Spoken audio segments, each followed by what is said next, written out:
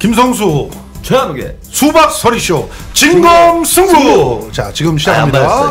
안 맞았어. 아이씨. 네, 지난주에 다시 한번 진검승부만 맞춰봅시다. 예. 진검승부. 아, 맞았습니다. 예. 아, 오늘은 방청객도 오셨는데 못 맞춰가지고. 예, 오늘 막 스튜디오가 꽉 찼어요. 예. 너무 더워요, 그래서. 자, 그런 상태에서 아직도 지금 용인에서 올라오시는 후보가 도착을 못하고 있어요. 네. 차가 많이 막히죠. 4시에 출발하셨다는데 6시 반이 넘었는데도 못 오고 계십니다. 이 대한민국이 지금 심각합니다. 나라가 완전히 망했어요, 지금. 그러니까 용인도 서울특별시로. 그러니까. 네, 편입을 하는 걸로. 편입하면 갑자기 빨라져요. 빨라지는 거야? 예. 교통편이 갑자기 생기고. 예. 빨리 지금 편입을 해서 빨리 도착하시게. 네. 자, 지금 사실 오늘 처음 시작하기 전에, 본격적인 얘기를 시작하기 전에 송영길 대표 얘기를 안 할 수가 없잖아요. 아, 예. 뭐 어제 뚜껑 열렸습니다, 또. 잠 못 자신 분들이 굉장히 많았어요. 저도 어제 그 사실이 1시 좀 넘어서 확인이 됐는데, 그리고 나서 잠이 안 오더라고요. 아, 진짜 이게, 아니, 도대체 누가 그렇게 송영길 대표는 영장이 기각될 거라고 예상을 했던 거야? 그러니까 준비들을 갖다가 이렇게 제대로 못했나? 김용 전 부원장 재판 때도 사실 완전히 뒤통수. 예, 뭐 무죄가 나올 것이다 이랬다가 좀 마음 놓고 있었는데 징역 5년이 나와버리면서 그렇죠. 기가 막힌 상황이 됐는데 제가 그때부터 좀 약간 찜찜하더라고요. 예. 송영길 대표도 사실 돈봉투 사건은 이미 사라졌어요. 그렇죠. 예, 별건으로 지금 이번에 구속이 된 겁니다. 아니, 돈봉투라고 자꾸 프레임을 잡아서 그렇지, 그거는 당내에서 선거할 때 일 열심히 하는 사람들이 있으면 밥이라도 먹으라고 하는 존재. 그럼 그 정도도 안 합니까? 니들은 안 해? 야, 니네 국민의힘에서 안 하냐? 더 하잖아. 지네들은 아예 상납을 받아놓은 돈봉투들 사건도 수사를 안 하잖아요, 제대로. 아니, 근데 그나마 그거 가지고 영장을 쳤으면 모르겠는데, 그것도 아니고 이제 먹사연이라고. 예. 연구소. 그렇죠. 이게 후원금이 이게 정치자금이다. 이런 듣도보도 못한 회계망측한. 그럼 윤석열도 보니까 엄청나게 후원금들 갖다가 받아 챙겼더라고요. 사방으로. 그러면 걔네들은 왜 수사 안 합니까? 왜 먹사연만 수사를 해요? 그래서 이게 말이 안 되는 혐의이기 때문에 저는 뭐 구속까지는 어렵지 않겠나. 그리고 송영길 대표가 뭐 검찰에서 소환도 안 하는데. 지금 적경금지까지 됐대. 이 새끼들 아주 진짜 이거는 완전히 군사독재 시절이에요. 똑같습니다, 저는. 예, 서울의 봄 보면서, 이게 옛날 얘기가 아니다라는 느낌이 전 들더라고요. 맞습니다. 현재형이에요, 현재형. 지금 전두광이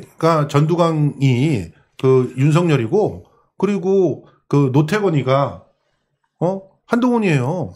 똑같은 거죠. 좀 있으면 6.29 선언하지 않을까. 참, 진짜. 김건희 구속. 김건희 구속되고 6.29 선언하고. 마누라 버리고. 뭐 그러면 6.29 선언했다고 후루룩 날아가가지고 거기다 3당 합당하고 그런 새끼들이 있겠지 또? 네. 낙엽이 글로 굴러간다는.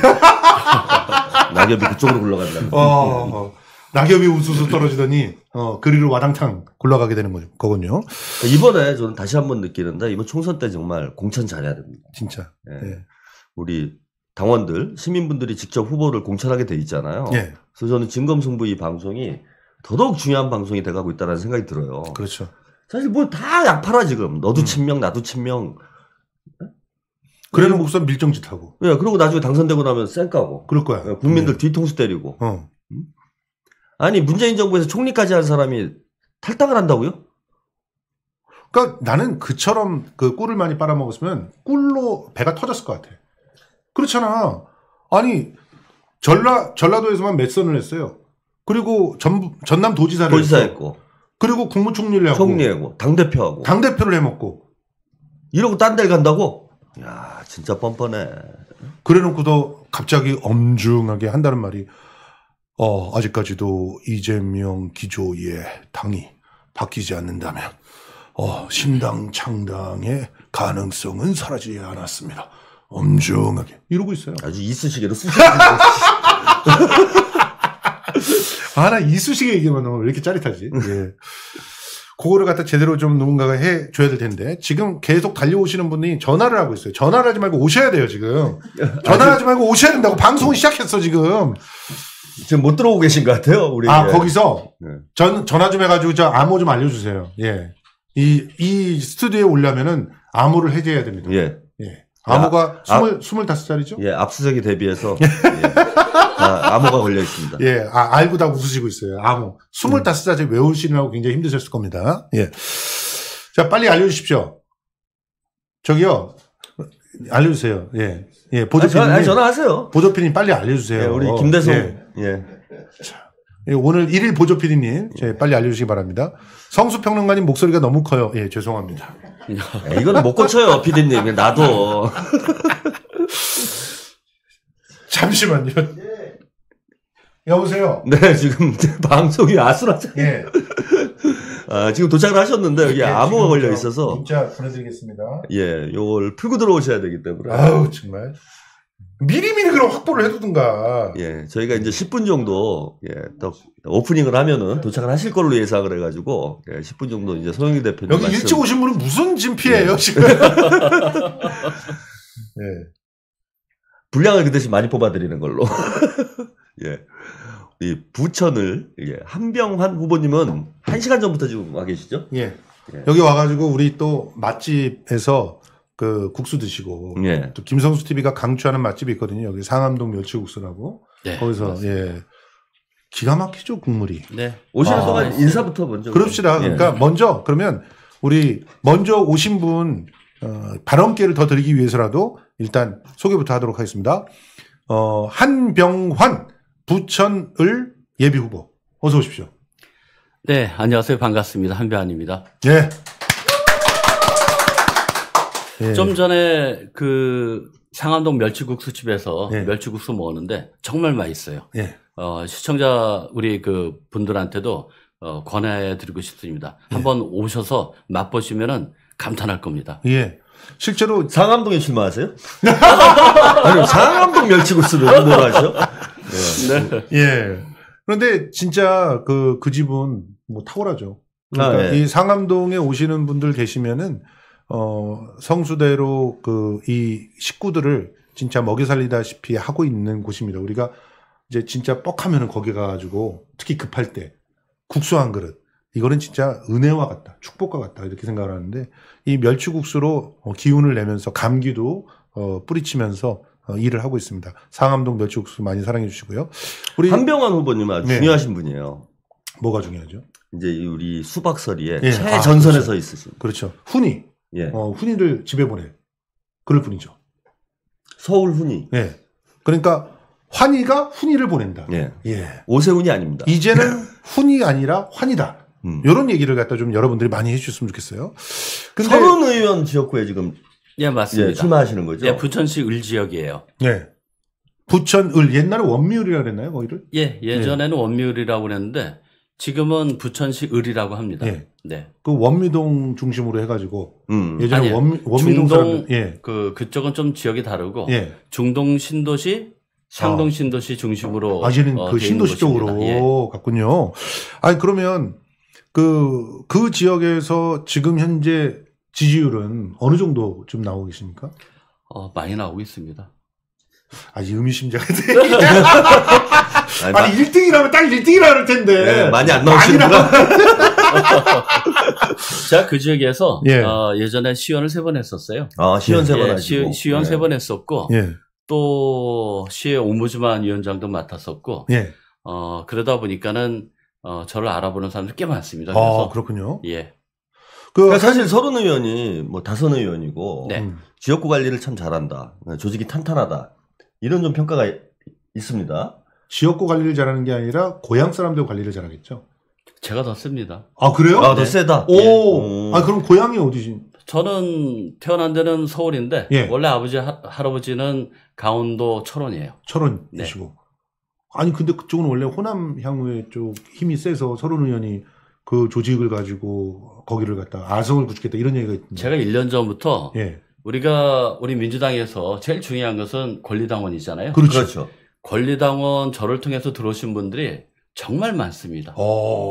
저는 입당을 많이 오로지 권리당원 열심히 저를 통해서 권리당원을 많이 모셨죠. 예. 그 힘이 곧 발휘되어질 겁니다. 그렇군요. 그럼 이제 당원 투표에서는 좀 자신이 있으시다. 네.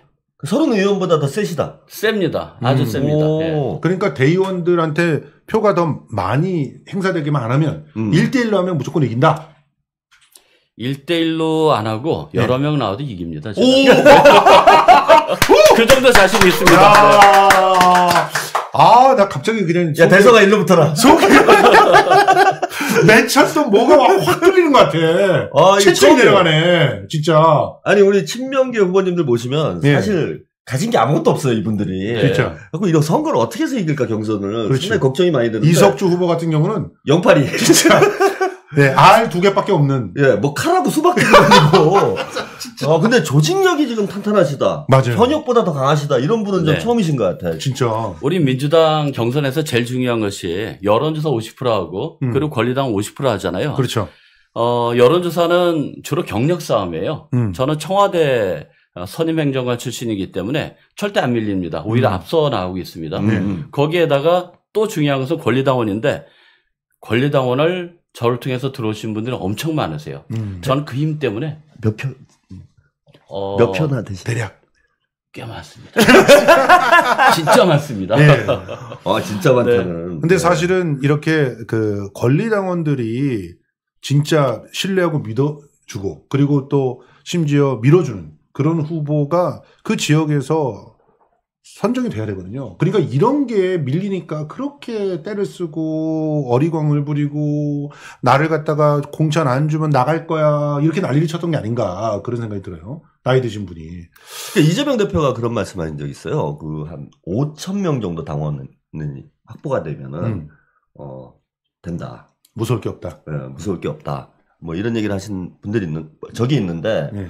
사실 이 경선이 당원 투표 50%, 여론조사 50% 네. 이렇게 진행이 되는데 이게 사실 당원 투표와 여론조사가 거의 같은 걸로 보셔야 돼요. 맞습니다. 왜냐하면 응답률이 뭐 우리 보통 여론조사 나오면 10%가 안 넘어가잖아요. 그렇지. 네, 그래서 적극적인 이제 지지층 혹은 당원들이 여론조사에 응답할 확률이 높아지기 때문에 그렇죠.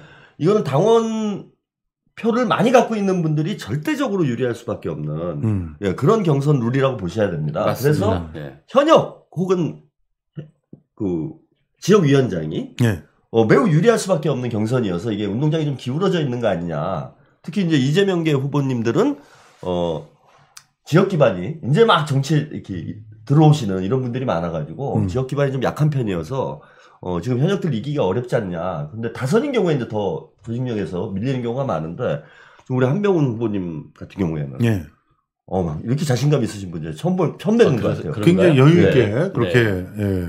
그러니까 목소리도 저음으로 쫙 까시면서 굉장히 여유 있게 얘기하시는데 한번 일단 아직도 안 올라오고 계시니까 좀 더 까드리자면 지금 지역 화폐 부천페이를 국가 정책으로 만든 민생 경제 전문가다 이렇게 본인을 소개하고 있어요. 네. 그러니까 결국 나는 지역 화폐 때문에 찐명이 됐다 이렇게 소개를 아까 잠깐 하셨거든요. 그러니까 한병원에 있어서 지역 화폐란 설명 좀 해주시죠. 네. 지역 화폐 하면은 제일 먼저 떠오르는 분이 누구시죠?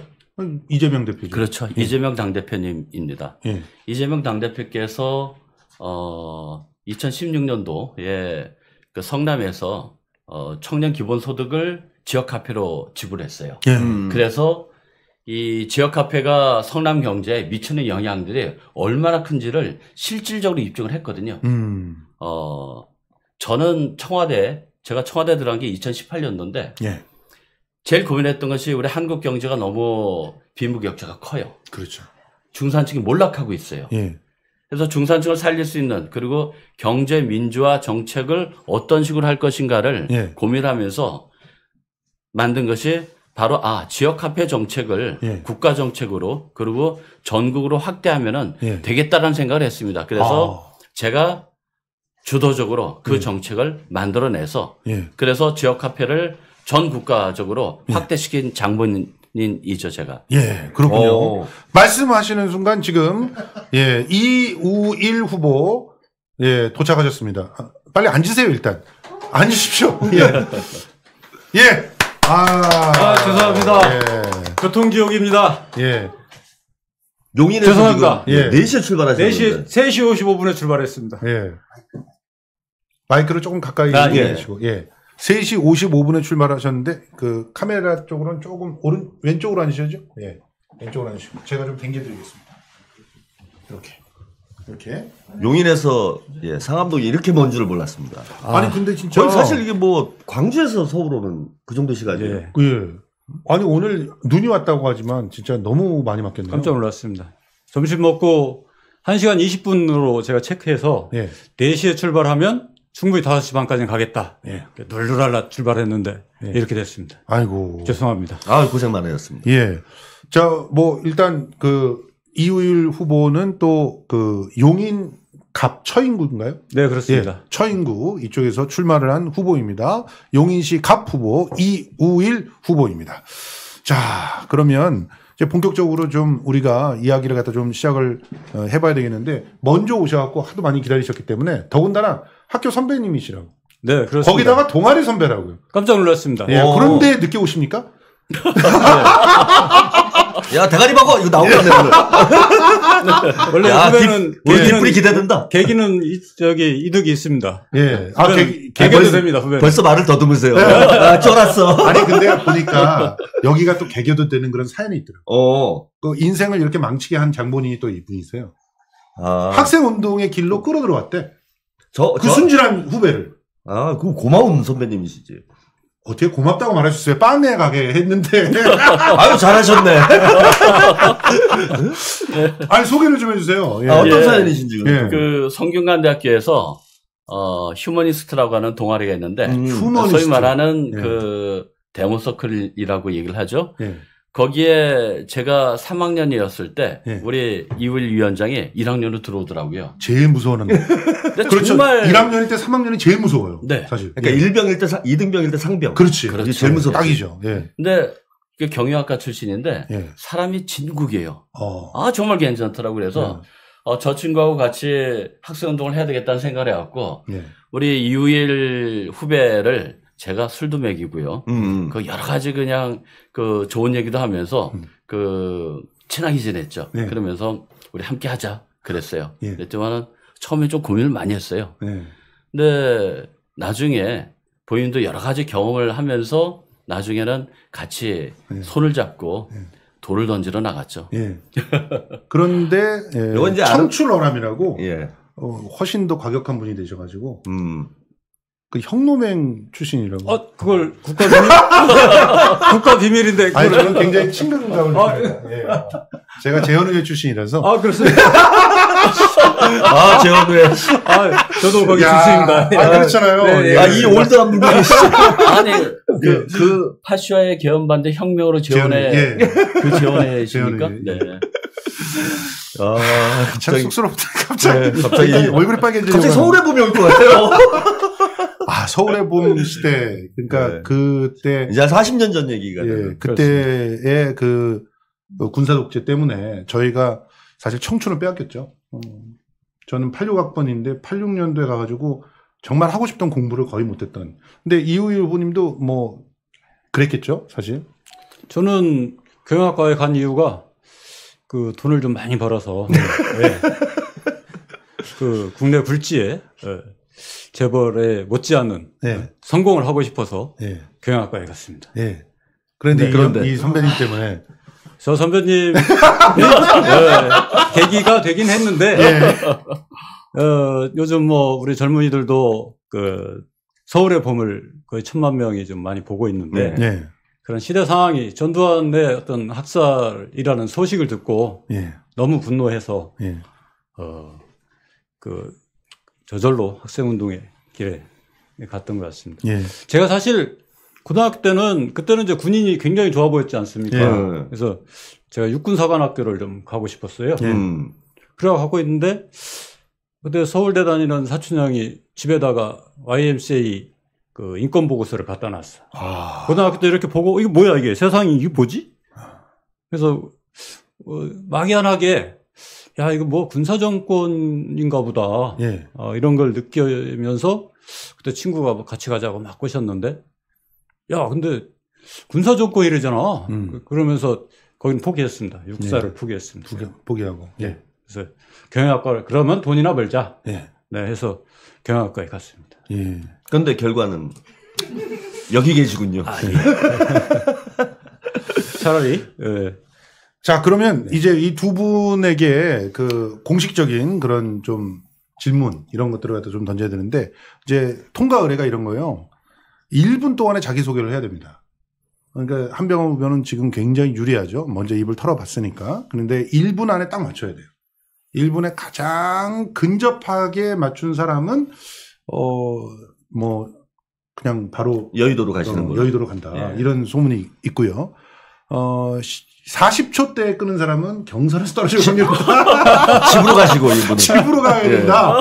예, 그런 소문이 있는데 자 우선 그래도 먼저 느긋하게 오셨던 그래서 기다리고 준비를 하고 계셨던 한병헌 후보가 1분 지금 스톱워치로 잽니다. 1분 동안에 많은 분들에게 확실하게 어필할 수 있게 자기소개를 하는 시간 갖도록 하겠습니다. 준비되셨나요? 네. 예, 준비 시작! 안녕하세요. 한병헌입니다. 제가 살고 있는 지역이 부천시 을 지역입니다. 그 지역의 국회의원이 설훈 국회의원입니다.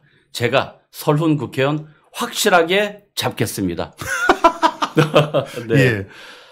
저는 좀 전에도 얘기했지만은 지역 카페 정책을 국가 정책으로 전국으로 확대시킨 장본인입니다.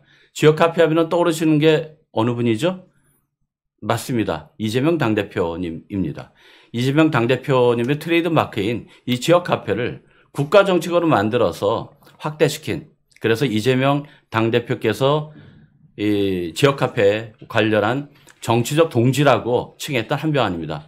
제가 부천시 원미 을에서 열심히 뛰어서 우리 시청자 여러분들께서 고민하는 설훈 국회의원 확실히 깨겠습니다. 걱정 안 하셔도 될 것 같습니다. 감사합니다. 예! 56.66! 와. 56.66! 야, 이거 거의 선두권이에요. 이 정도면. 지금 현재 58초 66이 1등. 59초. 59초 66. 예, 59초 한문. 59초 66이 1등인데 거의 거기에 근접한 그런 기록이 이 정도면 뭐 우수하게 여의도를 가시는. 진짜. 바로 그냥 여의도로 가는 길이 딱 쫙 열리는. 훈이를 집에 보내고 가는 그런 길이 뚫린 것 같습니다. 자, 그러면 여기에 이우일 후보도 한번 도전을 해보도록 하겠습니다. 정출 너라. 예. 후배님 화이팅. 형놈의 화이팅! 야, 이거 참 굉장히 올드하니까. 집에 가고 싶어. 40년 전 일입니다. 40년 전. 예. 자, 준비, 시작! 안녕하십니까. 이우일입니다. 저는 용인시 처인구에서 내년 국회의원 선거를 준비하고 있는 민주당 예비 후보자입니다. 이 지역은 원래 지금 구속 중인 이화영 위원장님의 지역구입니다. 그런데 작년에 검찰의 표적 수사로 구속되는 바람에 제가 1년여 동안 지역위원장을 대행해 오고 있습니다. 저는 1985년 대학에 입학한 이후에 군사 독재에 항거하다가 2년 6개월간 옥고를 치른 적도 있습니다.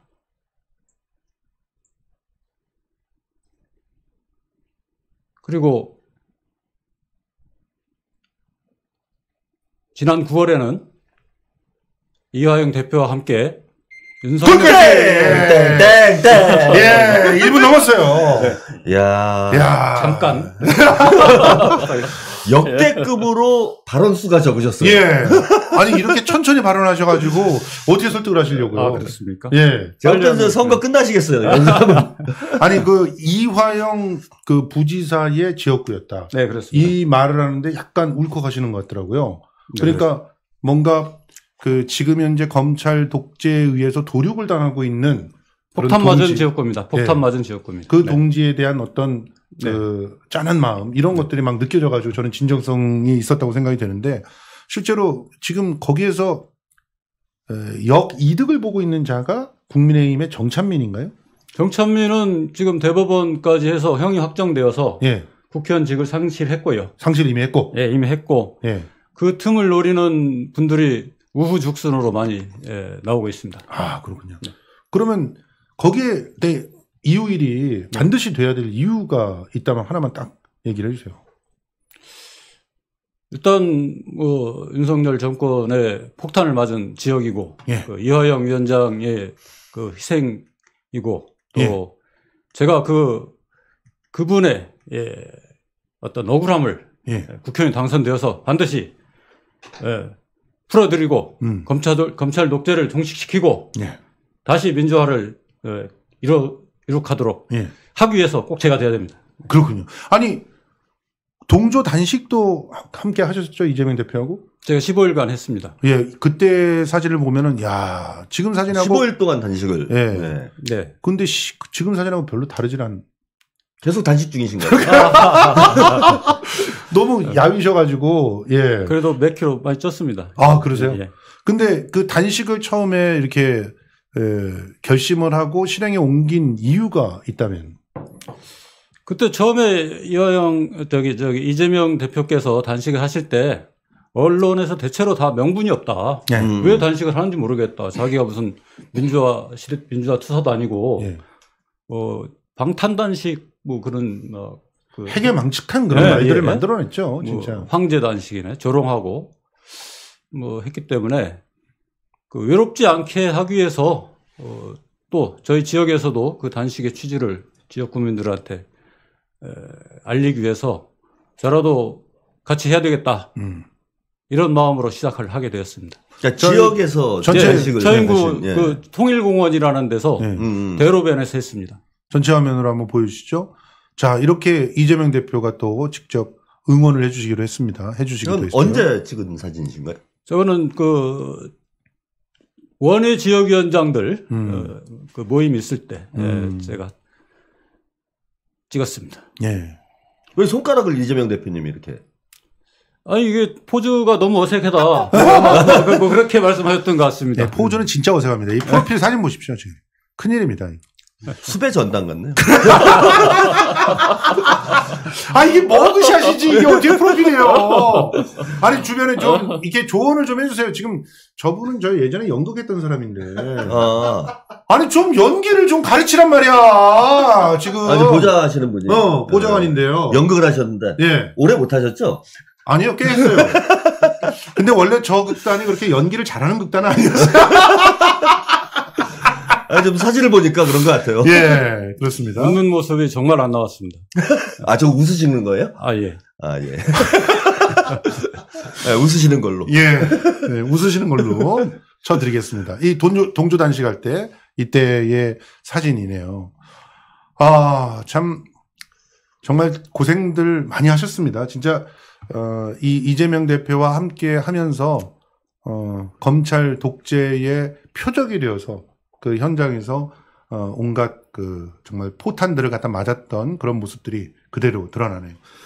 자, 그러면 지금 그 한병환 후보 같은 경우는 그 부천에서 이제 반드시 서론을 잡아야 된다 이런 얘기를 하셨어요. 그 이유가 특별하게 본인이 생각하는 이유가 있다면 무엇입니까?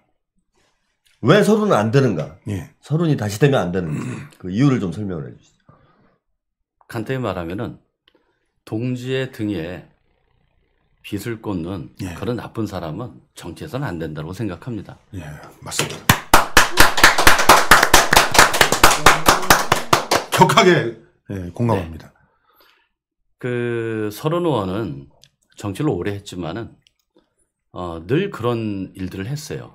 요즘에 지역에 다니면 어떠냐면은 그 서른 의원이 정치 얘기를 안 해요. 그러면서 지역에 다니면서 그냥 그 동네 행사 뭐 무슨 행사 다니면서 그냥 인사만 하는데 이 모드가 바뀐 것 같아요. 온오프 모드가 있잖아요. 인형이. 근데 중간 모드가 하나 더 있는 것 같아요.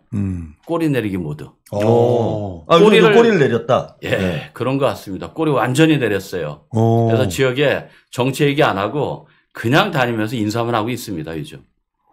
아니, 그 인사는 왜 하는 거예요? 다음에 또 당선될 생각을 하시는 것 같죠. 예.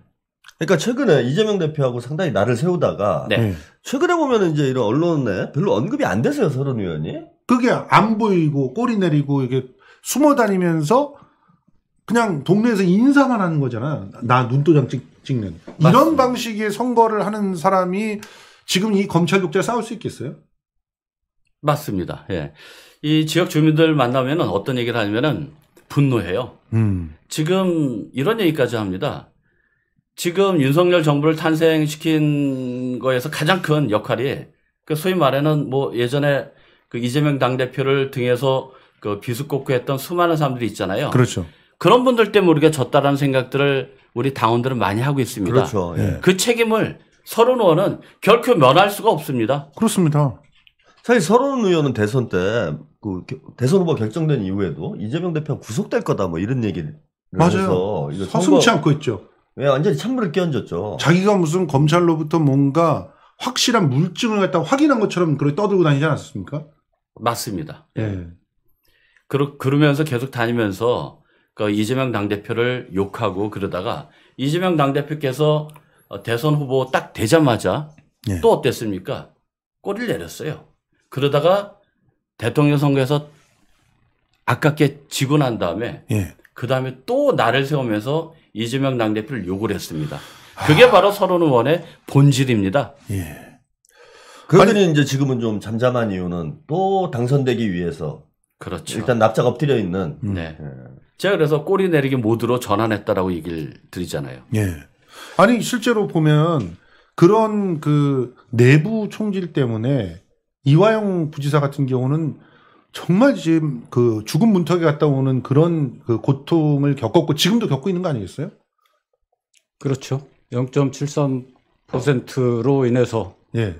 예, 정치적 탄압을 극심하게 겪고 있다 이렇게 생각을 합니다. 실제로 그 이화영 부지사 같은 경우는 이전에 그 친문이라고 하는 자들이 가장 크게 성과로 포장하고 있는 남북 간의 그런 관계 개선을 위해서 노력했던 사람 아닙니까?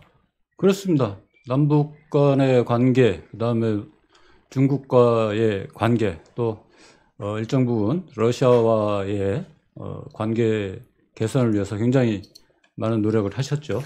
그런데 헌신했던 사람을 지금 먹잇감으로 던져주고 검찰한테 네. 그래놓고 이재명을 죽이려고 뒤에서 조종을 하고 있었다는 게 이게 참 너무나 그 파렴치한이라고밖에 생각 안 되는 그런 작태들이거든요. 지금 용인 내에서는 네. 이런 부분들에 대해서 당원들이나 시민들의 그런 어떤 그 공감이 좀 있나요?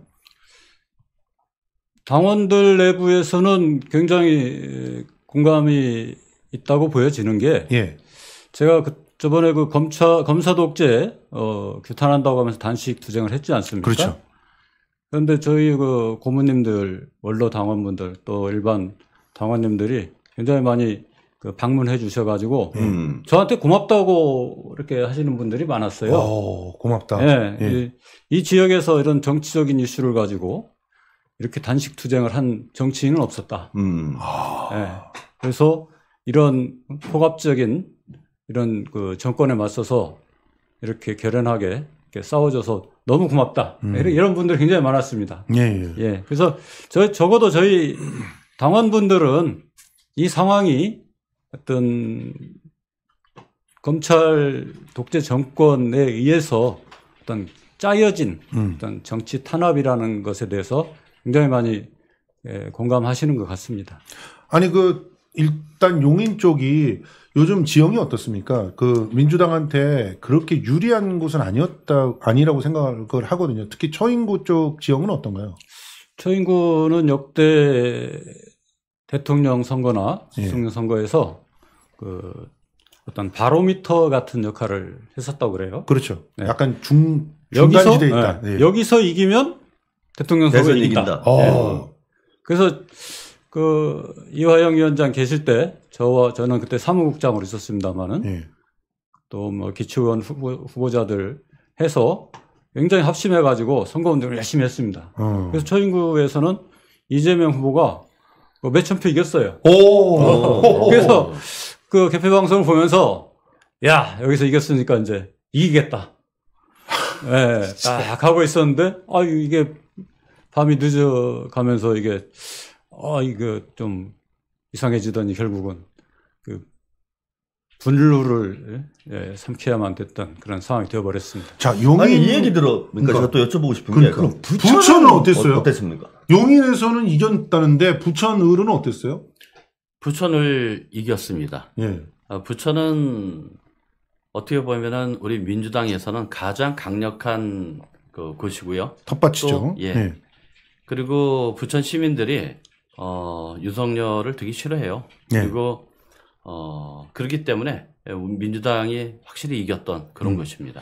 그러니까 아니, 부천에서는 뭐 이기는 게 거의 확정이나 다름없는 곳인데, 네. 그러니까 만약 총선 때랑 비교를 그러니까, 하면은 총선 때에 비해서는 표가 오히려 떨어졌다는 얘기를 들었거든요. 맞습니다. 그 왜 그러냐면은 서로는 그러고 다니니까 당원들 그런 얘기 많이 해요. 네. 그 지역위원장, 국회의원이 선거운동을 제대로 안 하고 있다. 예. 이런 얘기를 많이 했었습니다. 그러면서 분노를 하고 나중에 대선 이후에 분통을 터뜨린 분들 많이 계셨어요. 맞아요. 네. 자, 여러분, 이런 어떤 배신 행위들에 대해서 적절한 응징이 없으면 사실은 누가 당에 혹은 또 민주 진보 진영의 그 가치를 위해서 투쟁을 하겠어요. 그냥 자기 사리사욕을 위해서 움직여 다니면 되는 거지. 자, 그러면 지금서부터는 조금 이 두 후보의 그 정책적 측면 혹은 또 정치적인 결단 이야기 이런 얘기를 갖다 조금 들어볼 시간인데요. 자, 우선 한병헌 후보부터. 네. 나는 국회의원이 되면 반드시 이거부터 하겠다. 이 다짐해 놓으신 그런 게 있습니까? 네. 예. 오늘 이태원과 관련해서 유가족분들이 오체투지를 하셨습니다. 이태원 특별법을 만들어 달라라고. 예. 오늘 영하 7도였잖아요. 너무 추웠죠. 진짜. 예, 바람도 세고 그런 날씨에도 불구하고 오체투지 하신 우리 이태원 유가족분들께 뭐라고 말씀을 드릴 말이 없을 정도로 안타깝고요. 이태원 특별법 반드시 만들도록 저도 노력하겠습니다. 예. 제가 국회의원이 된다면은 유통산업발전법 개정 앞장서겠습니다. 예. 유통산업발전법이 뭔지 아시나요? 우리 유통의 문제들이 굉장히 많다라는 얘기들을 많이 하잖아요. 네. 그래서 거기에 관련돼 있는 여러 가지 걸림돌들을 이제 개선해 나갈 의지가 그 법을 바꿈으로써 좀 생기는 거 아닐까 생각을 하거든요. 네. 유통산업발전법은 뭐냐면은 우리나라가 상권이 대기업 상권이 있고 중소상인 골목 상권이 있는데 예. 중소 골목 상권을 지키기 위한 법이에요. 네. 그래서 이 대형마트 백화점이 전통시장, 전통상점가로부터 1km 이내에 입점할 때는 여러 가지 제약을 두는 그런 법안입니다. 예. 근데 이게 시대적 변화에 따라서 더 강화돼야 되는데 그렇지 못한 측면이 있어요. 예. 그래서 지난 이번 국회죠. 그 개정안이 나왔는데 국회에서 통과를 안 시켜요. 예. 저는 이렇게 봅니다. 그거는 대기업의 로비가 작동되어졌다고 봅니다. 그렇죠. 국회에서 전혀 통과 안 시켰고 지금도 안 되고 있어요. 예. 제가 청와대에 있을 때 하도 안 돼 갖고 이 규칙으로 그것을 강화시킨 게 있는데 규칙으로 할 게 아니라 중요한 건 뭐냐면은 법으로 바꿔야 되는 거예요. 그렇죠. 근데 법으로 바꾸는 건 국회에서 해야 되는데 안 하고 있습니다. 제가 국회의원 되어지면은 유통산업발전법 개정안 강화시키도록 하겠습니다. 예. 그러니까 유통산업발전법 개정안이 네. 그러니까 중소상공인들을 좀 보호하기 위한 네. 대기업의 횡포로부터 네. 뭐 그런 법안 맞습니다. 간단하게 네. 말씀드리면 그런 것 네. 같은데 지금 민주당이 180석이잖아요. 네. 이게 왜 통과가 안 되는 겁니까? 좀 전에 말씀드렸지만은 대기업의 로비가 작동되어진 거죠. 다른 법안에 대해서는 막 이렇게 하는데 이 유통산업발전법과 관련해서는 민주당이 안 움직여요. 이런 일도 있었습니다. 제가 청와대에 있을 때 이 개정안, 그 홍익표 개정안이에요. 예. 홍익표 원내대표께서 개정안을 발의를 했는데 이것이 가장 우리 민주당 안에서 괜찮은 법안이거든요. 이 법안을 제가 그 해당 상임위원회 그 중기 산자위원회 가갖고 통과시켜달라고 요청을 했어요. 네. 근데 국회의원들 안 움직입니다. 어떤 분이 이런 얘기를 해요. 여야 간에 합의가 되어지지 않아서 이 법안 통과가 어렵습니다라고 얘기했습니다. 제가 그런 얘기를 했어요. 이게 여야 간에 합의가 되어지겠습니까? 민주당 의석수가 많으니까는 힘으로라도 밀어붙이셔야 됩니다라고 했는데 결국 지금까지 안 했어요. 이렇게 민생을 민주당이 신경을 쓰지 않고 내팽개치니까는 우리가 정권 뺏긴 거잖아요. 그렇죠. 정권 뺏긴 데 있어서 가장 큰 원인 중에 하나는 바로 국회의원들의 그러한 모습들이 우리 국민들한테 분노를 살게 만든 거라고 저는 생각합니다. 예.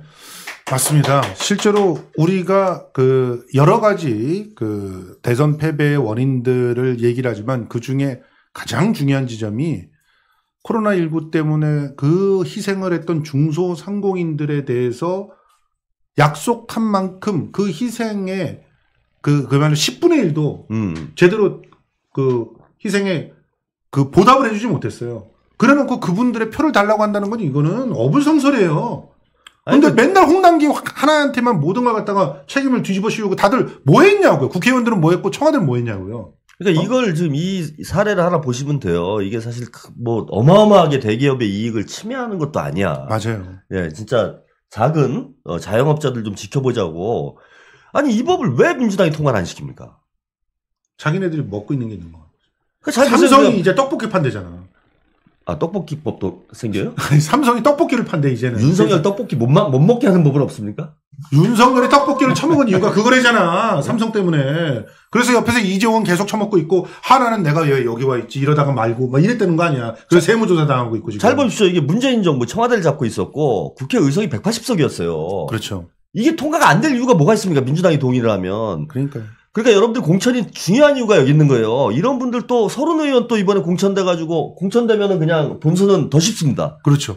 예, 예선이 본선인 상황인데 무조건 되는 거예요, 부천에서. 예. 근데 이분 또 국회의원 되면 하겠습니까, 이거? 그렇죠. 개혁 입법을? 자, 우리 이효일 후보의 얘기 좀 들어보겠습니다. 내가 국회의원이 되면 제일 먼저 하고 싶은가요? 지난 윤석열 대통령이 부산 엑스포를 유치한다고 네. 돈을 어마어마하게 쓰고 다니면서 네. 뭐 거의 근접했다. 결선 투표에서 뒤집겠다. 51대 49로 반전이 난다. 예. 예. 근데 29개 잡았지 않습니까? 그렇죠. 119대 29. 예. 그게 저는 어떤 외교의 실패라고 생각을 합니다. 그렇죠. 윤석열 정권은 미국 형님, 일본 형님 뒤에 졸졸졸 따라다니면 그분들이 다 떡을 줄 거라고 생각을 했는지 모르지만 예. 미국도 우리 안 찍었다는 얘기가 있어요. 미국은 우리 찍었대요. 찍었대요? 예. 찍었대요. 찍었다고. 예. 29개 나라 중에서 미국, 일본, 뭐 원래 프랑스, 가만히 있어도 이 정도 있다고 합니다. 가만히 있어도 40개는 왔다고 그래요. 맞습니다. 예. 그렇지만 이제 종속외교 정책을 펼치니까 이게 대한민국한테 얘기할 필요가 없어요. 미국한테 얘기하면 되는 거고 우리가 어떤 그렇죠. 지렛대 역할을 할 게 하나도 없습니다. 맞습니다.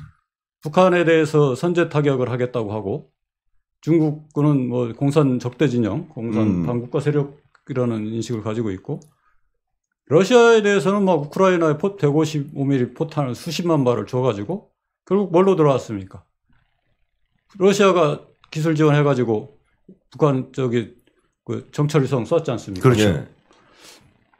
그런데 그렇게 되니까 우리는 이제 수출을 해서 먹고 사는 나라인데 중국, 러시아 다 시장이 완전히 봉쇄됐습니다. 거의 봉쇄됐습니다.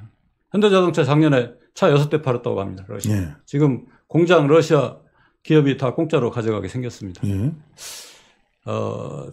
대한민국이 선진국에 된 거는 북방외교를 해서 공산 적성 국가들과 교류를 활발하게 하면서 우리가 선진국 반열에 올랐다고 저는 생각을 합니다. 제가 국회의원이 된다면 첫 번째로 일단 9.19 군사합의 지금 파기했는데 예.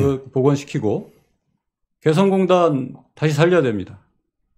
그다음에 금강산 관광 재개해야 되고요. 그렇죠. 네, 중국과 관계도 적극적으로 개선할 수 있도록 촉구하고 계속 해야 됩니다. 근데 그러기 위해서는 민주당 의석수가 굉장히 많아야 됩니다. 그렇죠. 예.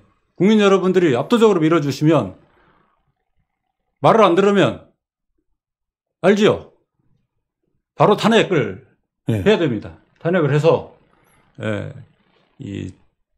그야말로 어떤 평화와 공존, 교류 협력이 활성화되는 동북아시아의 중심 국가가 돼야 된다고 저는 생각을 합니다. 예.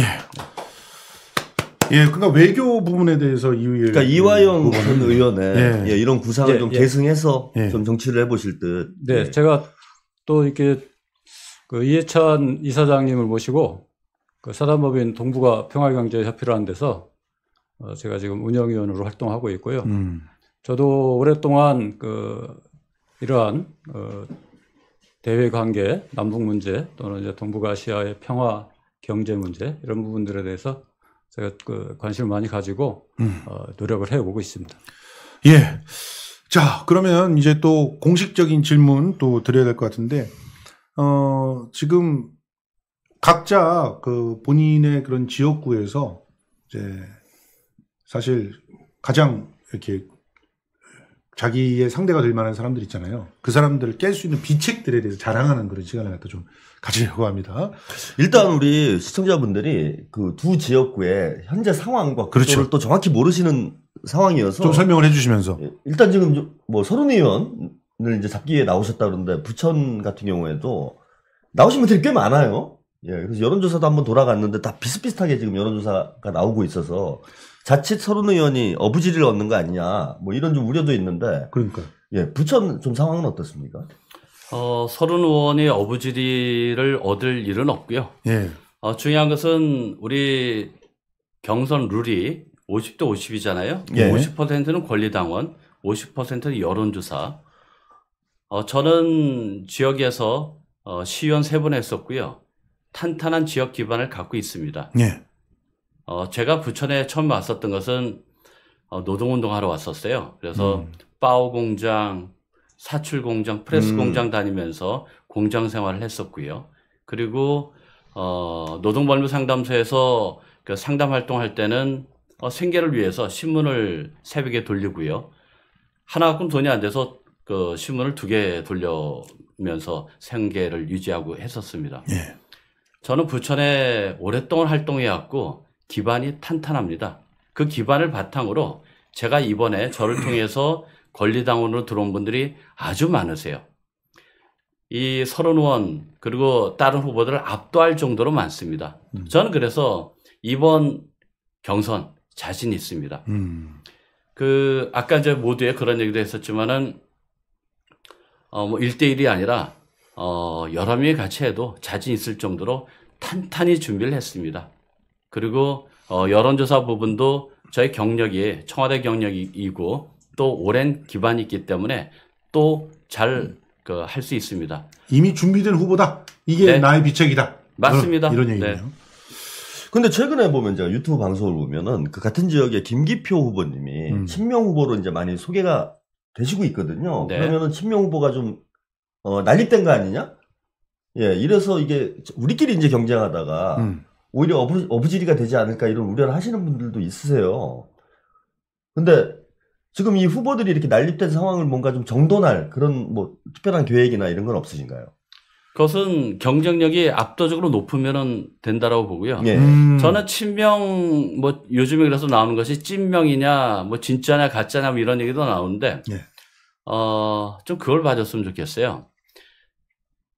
이재명 당대표께서 대통령 후보로 결정된 이후에 즉 그 민주당 당내 경선에서 이겨서 대통령 후보로 된 이후에 그 다음에는 모든 민주당 사람들이 선대위에 가입했습니다.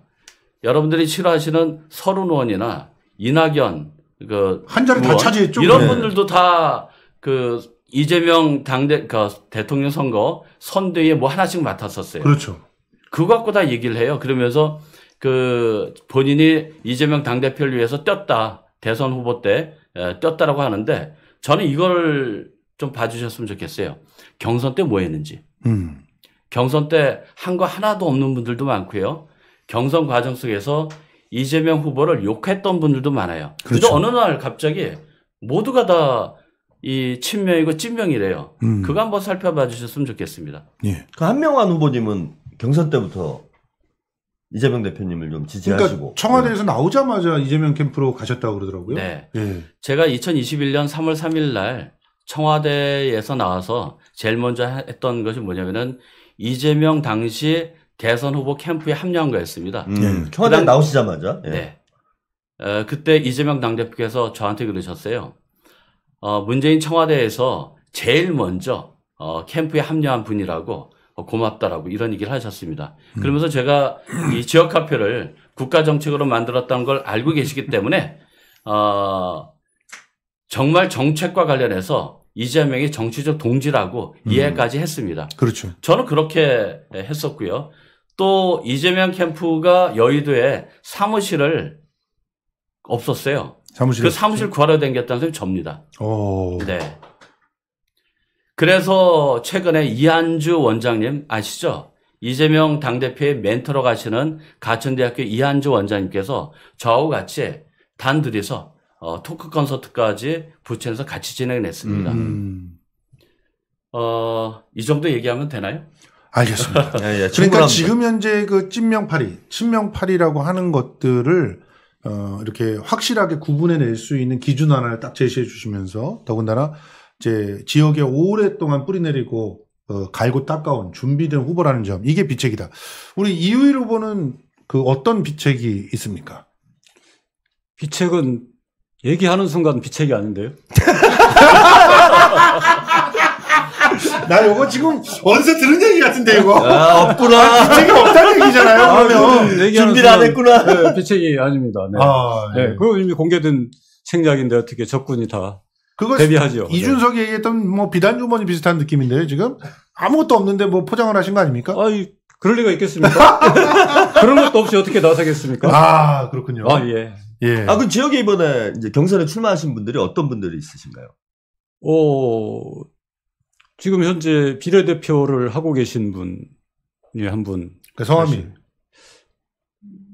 얘기해도 됩니까? 그럼요. 공개적인 거니까. 방송에서 얘기를 안 하면 뭘 합니까? 뭐 어쩌냐고요, 지금. 여러분들 좀 많이 알려드리려고 하는 건데. 권인숙 국회의원이 지역에서 열심히. 권인숙 의원은 우리 부천으로 가셔야 되는데. 예. 부천에 센 사람들이 너무 많아서. 예. 그 이하영 위원장이. 거기서 그 고문을 당했다고 해서 부천을 안 본다니. 그건 아니잖아요, 좀. 논리가 희한하세요. 예, 그건 아니고, 용인. 네. 용인에 지금 살고 계신가 보죠? 그렇습니다. 그럼 권인숙 의원이 지금 출마를 할 예정이다? 거기 사무실 차려서 열심히 활동하고 계시고요. 지금 활동 중이신 거예요? 네, 그렇습니다. 그럼 이제 권인숙 의원하고 붙게 되실 가능성이 상당히 높고. 또 전직 시장을 하셨던, 백군기 시장님도. 백 시장이 거기서 나와요? 예. 백군기 시장님이, 나오시겠다고 지금 당의 예비 후보 신청도 해놓은 상황. 그렇군요. 이것도 관심 경선. 예. 자, 그러면 진짜 뭐 비책까지 이렇게 들어봤으니까 이제 좀 우리 뭐 시간이 벌써 1시간 가까이 됐거든요. 그래서 여러분들이 진짜 우리 구독자들한테 꼭 하고 싶은 말, 이 보고 계시는 분들에게 꼭 하고 싶은 말. 지금 현재는 동접자 수가 그렇게 많지 않더라도 이걸 가지고 여러분들이 활용을 하실 때 보다 많은 유권자들한테 호소를 할 수가 있거든요. 그래서 난 유권자들한테 그리고 우리 민주당 당원들 그리고 지지자들에게 이런 얘기는 꼭 하고 싶다. 요거 좀 남겨주셨으면 좋겠습니다. 한병환 후보님. 네. 한 사람이 독하게 마음을 먹으면은 세상을 바꿀 수 있습니다. 네. 제가 청와대에서 선임 행정관으로서 지역 카페를 국가 정책으로 만들고 전국으로 확대시킨 그런 역할을 했습니다. 그리고 2018년대 카드 수수료가 대폭 인하된 적이 있었는데 그거 제가 주도했습니다. 그렇군요. 대기업들은 싫어하죠. 그렇지만은 중산층 또 중소기업 상공인들은 정말 박수를 치면서 환영을 해줬습니다. 맞습니다.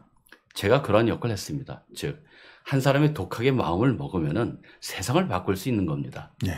지금 국회의원들 얼마의 결기를 갖고 있습니까? 그러니까요. 결기를 갖고 해야 됩니다. 결기를 갖고 독하게 마음 먹으면 세상 바꿀 수 있다고 하는 그런 마음으로 저 열심히 뛰겠습니다. 그래서 고맙습니다. 네. 자, 우리 이우일 후보님도. 예. 이우일 후보님은 예. 이우일 후보님은 제가 보기에는 전화번호부터 먼저 노출을 하셔야 될 것 같은데 여기는 권리당원들이 엄청 많대잖아요. 아, 예. 많이 확보하고 계십니까? 예, 저는 뭐 제가 지역위원장 예. 직무대행을 1년 이상 했기 때문에 내가 이제 확 잡고 있다. 당원분들을 많은 밀접한 관계가 있습니다. 예. 그러면 당원 지지자 동지들에게 밀접해 보이지는 않는 것 같아요. 제 느낌은. 자, 지지자 동지들에게 당부 말씀 부탁드립니다. 제가 있는 용인시 처인구는 지금 굉장히 그 핫한 동네가 되었습니다. 지금 그 SK가 120조 원을 투자해 가지고 반도체 클러스터를 지금 공사 중에 있고요. 또 삼성전자가 또 300조 원을 투자해서 처인구에 거기도 이제 반도체 산업단지를 이렇게 만들려는 계획을 가지고 있고 그에 따른 어떤 주변 협력업체랄지 어떤 이런 반도체 관련한 그 클러스터들이 대거 집중되어 있고 인구도 굉장히 지금 늘어날 가능성이 굉장히 많습니다. 그런데 아까 제가 말씀드렸다시피 반도체 산업은 시장이 전 세계입니다. 그렇죠. 국내에 파는 게 아니지 않습니까? 전 세계인데 외교 문제가 해결이 돼야죠. 이게 자꾸 적성 국가들을 자꾸 만들어내면 우리가 팔아먹을 데가 없습니다. 그렇죠. 많이 생산해봤자. 그러면 이렇게 뭐냐면은 정치가 경제의 발목을 잡는 겁니다. 그런 게. 그렇죠. 예. 기업들이 외국에 마음껏 나가서 시장을 개척하고 팔아서 이득을 얻고 그렇게 해야 그걸 만들어주는 게 정치인데 정치가 오히려 시장을 축소하고 방해한다면 그런 정치가 무슨 필요가 있겠습니다. 저는 경제 우리 저인구는 특히 이제 그러한 어떤 세계적인 반도체 중심지로서 자리매김을 해야 되는데 제가 정치의 영역에서 시장의 발목이 아닌 시장의 활로를 여는 그런 정치를 저는 하고 싶습니다. 예. 자, 두 분의 이제 결기가 이제 느껴지는 그런 시간이 아니었나 싶은데요. 우리 지금 비교적 이 두 분께서 굉장히 점잖고 그리고 정말 차분하게 이렇게 말씀을 하시는 분들이라서 우리가 좀 뭔가 장난을 치려고 해도 잘 이게 뭐 받아주질 않아요. 네, 뭐가 먹혀지질 않아요. 아닙니다. 그런데 지금 이 한병환 후보님 그 캐리케처라고 해야 되나요?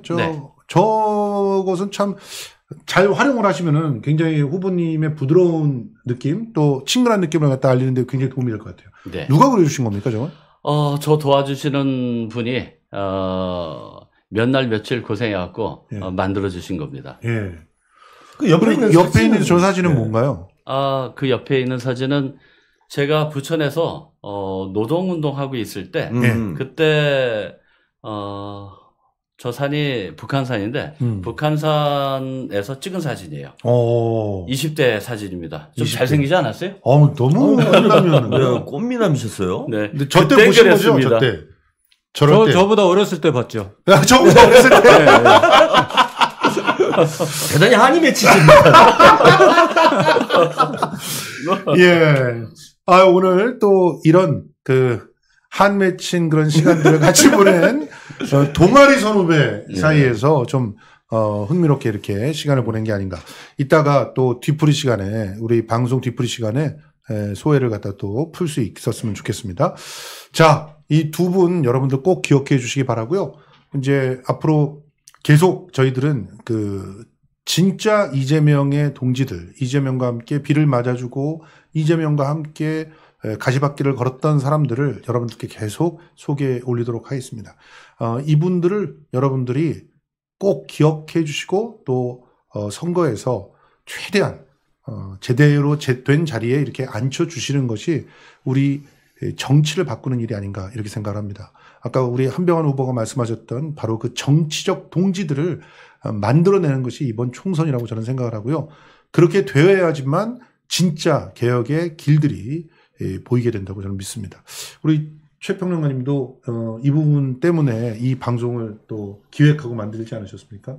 그러니까 이번 총선에 뭐 200석을 만들어서 뭐 탄핵 의석 혹은 민생 의석을 확보를 해보자 이런 얘기가 많이 나오고 있는데 이게 우리가 경험이 있어요. 180석을 만들었는데 소상공인을 보호하는 이 법안조차 통과가 안 되고 있는 이 민주당의 이 현실 이걸 바꿔야 100석이건 200석이건 저는 의미가 생긴다. 그래서 우리 두 후보님과 같은 진짜 숨은 보석과 같은 이런 분들을 조금이라도 알려서 이분들이 꼭 민주당을 개혁할 수 있도록 역할하실 수 있게 여러분들이 좀 도와주십사 하는 그런 마음에서 방송을 하고 있는 겁니다. 근데 하면 할수록 제가 느끼는 게요. 이재명의 동지들은 우리가 한번 기대를 해볼 만하다. 믿어볼 만하다. 진짜 보석들이다. 정말 현장에서 오랫동안 묵묵히 자기의 정치적 신념을 가지고 싸워왔던 사람들이 이렇게 있었다. 그런데 여태껏 우리의 언론이 잘못돼 있었고 스피커들이 엉뚱한 욕심을 부렸기 때문에 이 보석들이 제대로 소개되지 못했었구나 하는 생각들을 하게 됩니다. 여러분 두 분 다 40년을 그러니까요. 40년을 정치를 하셨어요. 민주화를 위해서 이 노동자들을 위해서 헌신하신 분들이에요. 이런 분들이 꼭 국회에 진출해서 우리 서민들을 위한 정치를 하실 수 있도록 여러분들이 많이 도와주시기 바랍니다. 자, 오늘 진검승부는 이렇게 마무리하겠습니다. 저희 광고 잠깐 짧게 드리고 마무리하려고 하는데요. 자, 이 앞에 우리 놓여 있는 그런 김성수 커피 먼저 잠깐 보여드리도록 하겠습니다. 김성수 커피 지금 판매되고 있습니다. 커피 한 잔씩 드셨죠? 우리 늦게 오셔가지고 커피를 제가 다 내려놨는데 드리지 못했어요. 이 김성수 커피는 제 입맛에 맞춘 그래서 브랜딩이 된 커피인데요. 일단 커피가 갖고 있는 5가지 맛을 최대한 자연스럽게 살려서 그 맛들을 다 느낄 수 있게 한 그런 커피입니다. 이렇게 제대로 된 로스터기로 잘 볶아서 이쁘게 약배전한 그런 원두를 여러분들께 제공하고 있습니다. 원두 세트 그리고 드립백 세트 2가지 판매가 되고 있으니까 지금 010-8304-2124 전화번호 보여주십시오. 010-8304-2124로 문자로 주문 예약 주시면 되겠습니다. 자, 요렇게 드립백 커피는 아주 간단하게 캠핑 같은 데 가서 그냥 컵에다가 딱 걸어놓고 그냥 내려 드시면 되는 그런 커피고요. 원두 커피는 갈아서 드리기도 하니까 문자로 문의 주시기 바랍니다. 자, 그리고 착한 보험 클리닉 여러분께 소개해 올리겠습니다. 착한 보험 클리닉은 무료 보험 클리닉 상담입니다. 우리가 보험을 참 다양한 방법으로 청해서 이렇게 들게 되는데 정작 어떻게 보장을 받는지 얼마만큼 보장받는지 중복 보장이 되는지 이런 거 잘 모르시잖아요. 사실 최한욱 평론가도 보험에 대해서 별로 신경 안 쓰고 살지 않았습니까? 저는 막 삽니다. 그러니까 그런데 나이가 들면 들수록 또 여러 가지 재난들이 소식이 들리면 들릴수록 보험을 잘 관리해야 되겠다라고 생각이 들 텐데요. 그럴 때마다 이 착한 보험 클리닉을 떠올려 주시면 되겠습니다. 이 착한 보험 클리닉은 그리고 찐 진보 채널에만 광고를 하고 있으니까 여러분 최한욱 TV도 도와주시고 저희 김성수 TV도 도와주시는 의리의 회사 착한 보험 클리닉을 많이 사랑해 주시기 바랍니다. 자, 상담 예약 010-7612-3303 010-7612-3303 상담은 무료예요. 그러니까 편안하게 부담 없이 한번 받아보시기 바랍니다. 자, 오늘 이렇게 두 분과 함께 해서 너무 즐거웠고요.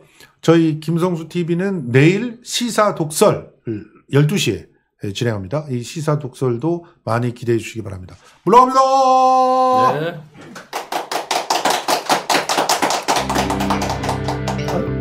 수고하셨습니다.